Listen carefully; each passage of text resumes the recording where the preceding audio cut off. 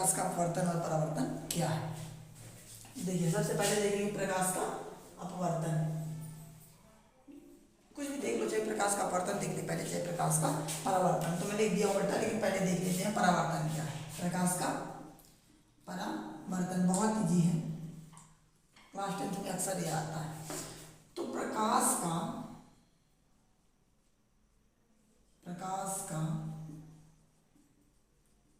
किसी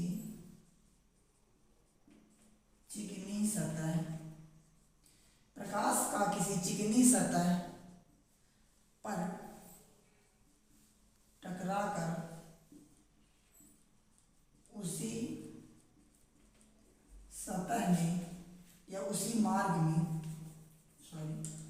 प्रकाश का किसी चिकनी सतह पर या से, यहाँ पे कुछ भी लिख सकते हैं हम, सतह चाहे लिख दिए से या सतह पर टकराकर, ज्यादा उचित रहेगा से, सतह से टकराकर उसी, प्रकाश का किसी चिकनी सतह से टकराकर उसी मार्ग में वापस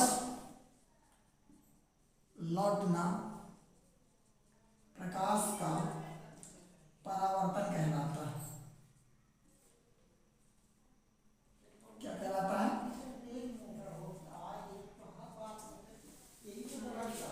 प्रकाश का परावर्तन। प्रकाश का किसी चिकनी सतह से टकराकर उसी मार्ग में वापस लौटना प्रकाश का अपवर्तन कहलाता है। इसका एग्जाम्पल है, जब हम किसी शीशे के या आईना या दर्पण में लाइट डालते हैं तो वो रिफ्लेक्स करके, रिफ्लेक्टिव होके, मतलब परावर्तित होकर उसी मार्ग में वापस लौट जाता है। इसको बोलते हैं प्रकाश का परावर्तन। यदि किसी कांच के सामने लाइट पड़ती है तो उसी मार्ग में वापस लौट जाती है, वो कहलाता है प्रकाश का परावर्तन। देखते हैं उसको डायग्राम द्वारा।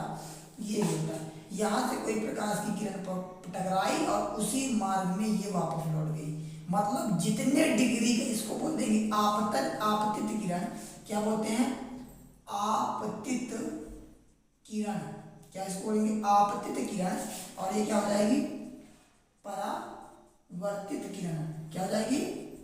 आपतित किरण, परावर्तित किरण। ये होता है अभिलंब। ये क्या होता है? अभिलंब। इसको आपतित किरण, यहाँ पे जो बनेगा तो आपतन कोण, ये परावर्तन कोण। तो जो ये वाली रेखा है तो ये आपतित किरण है और ये परावर्तित किरण, और ये जो बीच में ये अभिलंब होता है।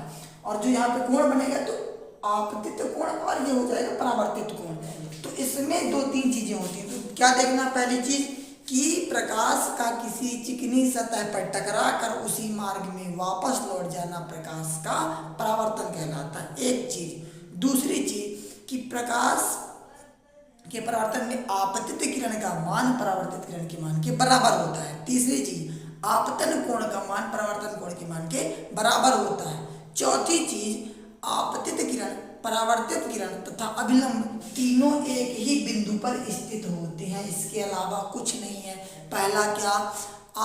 प्रकाश का किसी चिकनी सतह में टकराकर उसी मार्ग में वापस लौट जाना प्रकाश का परावर्तन कहलाता है। दूसरी चीज, आपतित किरण का मान परावर्तित किरण के मान के बराबर होता है। तीसरी चीज, आपतन कोण का मान परावर्तन कोण के मान के बराबर होता है। चौथी चीज, आपतित किरण, परावर्तित किरण तथा अभिलंब तीनों एक ही तल में स्थित होते हैं।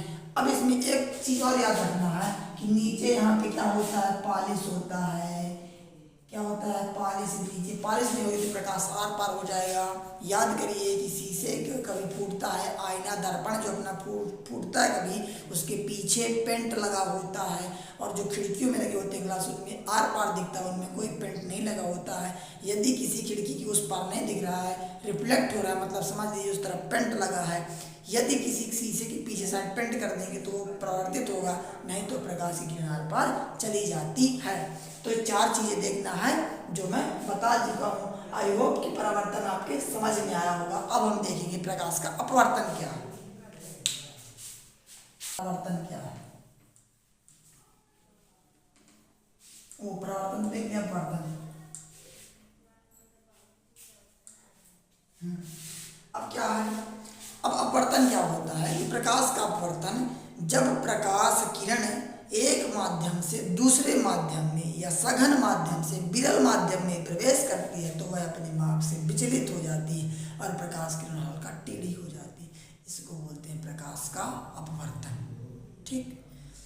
क्या, जब प्रकाश किरण एक माध्यम से दूसरे माध्यम में प्रवेश करती है तो वह अपने मार्ग से विचलित हो जाती है, इसे वो कहते हैं प्रकाश का अपवर्तन। ठीक, कैसे, एग्जाम्पल में देखते हैं। एग्जाम्पल में ये देखते हैं, मान लीजिए अपने घर में गिलास रख लीजिए, यहाँ पे बन लीजिए पानी, प्रैक्टिकल करके देख लीजिएगा। विज्ञान या साइंस के कोई भी प्रैक्टिकल कभी झूठे नहीं होते, बशर्ते आपको उसको इम्प्लीमेंट करते बनना चाहिए। कोई भी साइंस का प्रैक्टिकल झूठा नहीं होता। ये इतिहास नहीं है कि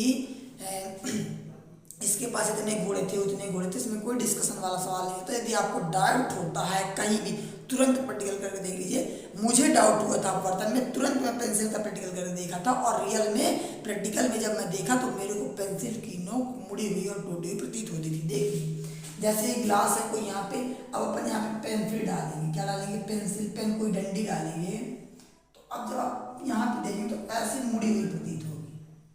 क्या होगी, मुड़ी हुई प्रतीत होगी। विज्ञान का प्रैक्टिकल है, कभी झूठ नहीं होता। तो पेंसिल आपको इस तरह मुड़ी हुई दिखाई देगी, यही प्रकाश का अपवर्तन है। कुछ मत याद रखिए, याद रख लीजिए कि यहाँ पे ऊपर क्या एक माध्यम है, हवा, दूसरा माध्यम क्या नीचे पानी। तो एक माध्यम से ये क्या है, विरल से सघन में जा रही है, तो इसकी प्रकाश की क्या है, मुड़ रही है। बस याद करने की जरूरत नहीं है।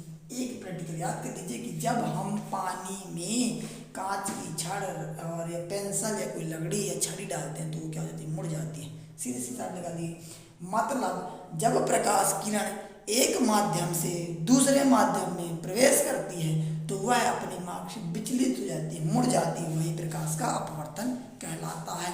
इसी के कारण तारे हमको टिमटिमाते हुए भी दिखाई देते हैं। तो आई होप कि प्रकाश का अपवर्तन और परावर्तन आपको समझ में आया होगा। प्रकाश का किसी चिकनी सतह से टकराकर उसी माध्यम में वापस लौट जाना प्रकाश का परावर्तन कहलाता है।